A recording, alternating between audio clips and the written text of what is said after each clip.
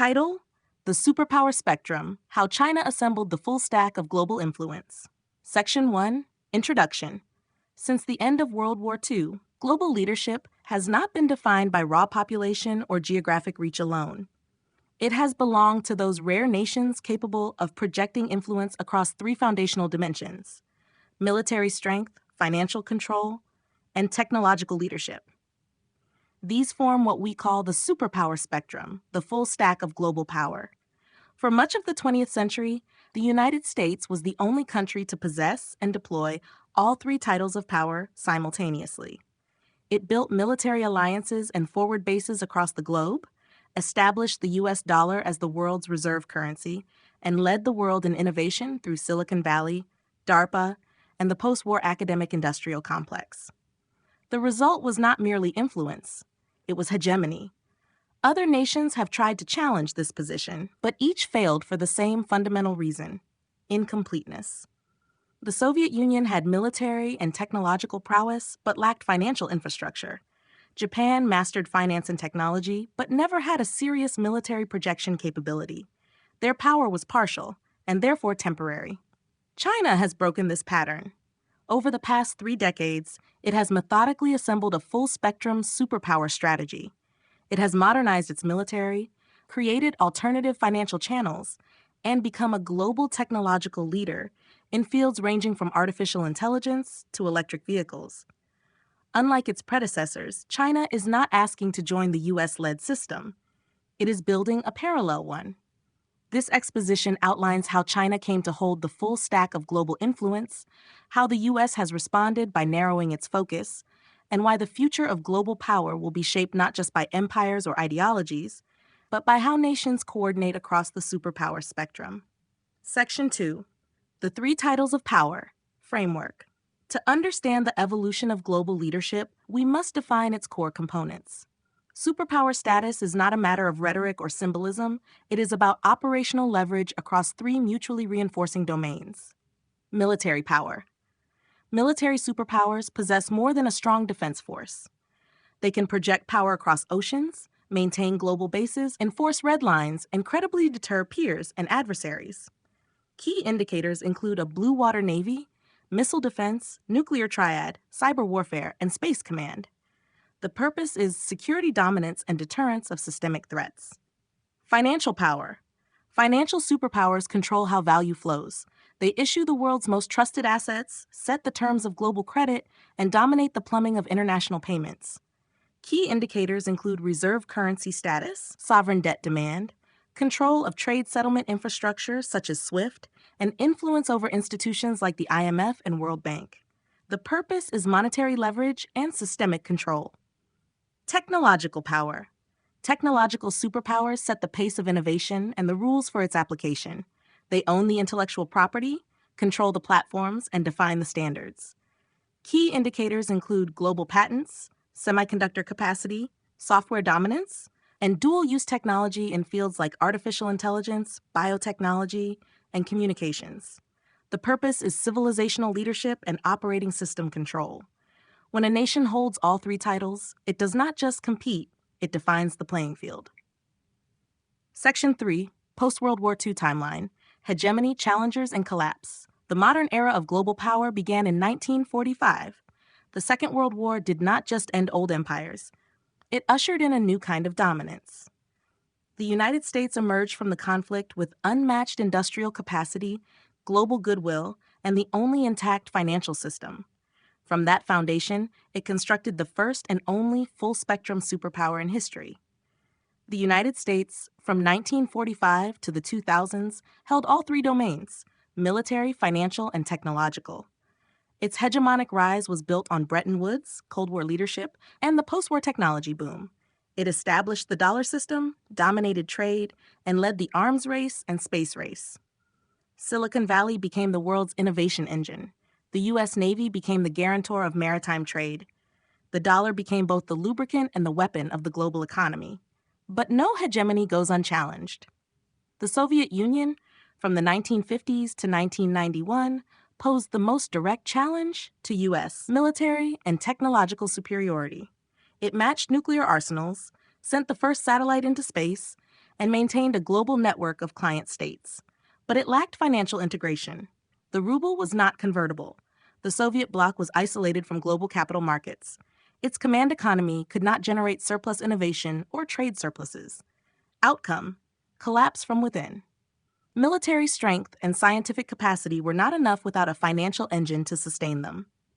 Japan, from the 1980s to 1990s, experienced a meteoric rise in technology and finance.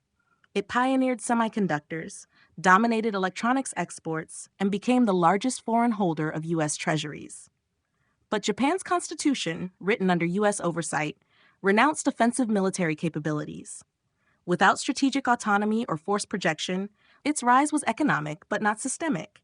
Outcome: contained by currency diplomacy through the Plaza Accord, followed by decades of stagnation. A powerful engine with no steering mechanism. China, from the 2000s to today, studied these failures closely. Unlike the Soviet Union, it integrated financially. Unlike Japan, it rebuilt its military. Unlike both, it refused to overextend before it was ready. China's strategy was incremental, long-term, and brutally pragmatic. It joined the World Trade Organization in 2001. It accumulated U.S. debt and foreign reserves. It moved up the value chain, from textiles to electronics to electric vehicles and semiconductors. It modernized the People's Liberation Army quietly, but relentlessly. It built alternative financial and technological rails like the Belt and Road Initiative, the mBridge cross-border settlement system, and its own satellite network. Today, China is the only nation other than the U.S. to credibly hold all three superpower titles. And unlike the Soviet Union or Japan, its rise is still accelerating. Section 4. China's full stack strategy. China's ascent was neither accidental nor purely economic. It was strategic, methodical, and aimed at reconstructing all three pillars of global power, but on its own terms. Where other nations rose quickly and collapsed under pressure or overreach, China took the long path, using state capacity and strategic patience to gradually assemble the superpower spectrum. Military modernization. Once viewed as a regional force with obsolete equipment, the People's Liberation Army has undergone a sweeping transformation. Naval expansion has made China the world's largest navy by ship count. Its blue water ambitions are no longer hypothetical, they are operational. Anti-access and area denial capabilities through missile systems and air defense bubbles in the South China Sea have changed the calculus in the Indo-Pacific. China has invested heavily in asymmetric capabilities, including cyber warfare, satellite disruption, and quantum communications. Military-civil fusion ensures dual-use technologies like AI and semiconductors are developed for both battlefield and industrial deployment. China's military is not built to mirror the U.S. It is built to make U.S. power projection too costly to maintain. Financial architecture. China recognized early that it could not rise while depending entirely on the U.S.-centric financial system, so it began building alternatives. The Belt and Road Initiative is not just infrastructure diplomacy, it is financial entanglement. Dozens of nations now hold Chinese debt. The digital yuan, or ECNY, is a central bank digital currency designed to reduce reliance on the dollar for cross-border payments. The mBridge project, developed with other central banks, aims to bypass SWIFT entirely. China has built Stock Connect programs and gradually internationalized the renminbi through tightly managed capital markets. The result? While the dollar remains dominant, China has built functional financial alternatives and is now exporting those systems to the global south. Technological leadership. China's most dramatic progress has come in technology, not just production, but frontier innovation. It competes with the U.S. in artificial intelligence, surveillance systems, and machine learning deployment. It continues to advance in semiconductor design and fabrication despite export bans. China dominates electric vehicle production, battery supply chains, and solar panels. Telecommunications giants like Huawei have embedded China's standards into networks worldwide. In biotech and human tech, China leads in CRISPR experimentation, national brain projects, and gene sequencing. Coordination across pillars. What makes China's position uniquely powerful is its ability to coordinate all three domains, not as isolated capabilities, but as interconnected levers of influence. Its military protects trade routes. Its finance locks independent states. Its technology enables both surveillance and infrastructure control. It is not just that China holds each title of power, it is that it uses them in concert. This content is brought to you by Bobby Giggs. Promote your brand here and reach a wide audience across platforms like YouTube, Instagram, and Facebook. Follow the links in the description to get started. Section 5. The U.S. Response and Strategic Narrowing.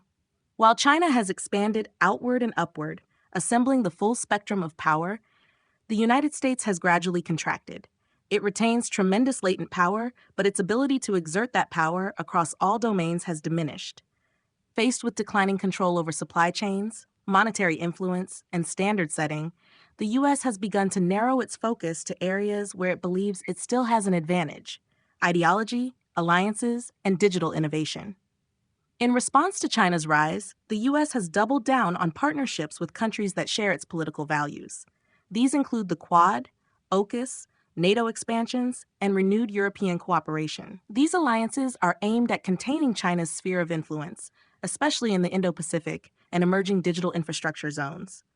However, unlike in the Cold War, this is not a binary world. Most nations, especially in the Global South, refuse to pick sides.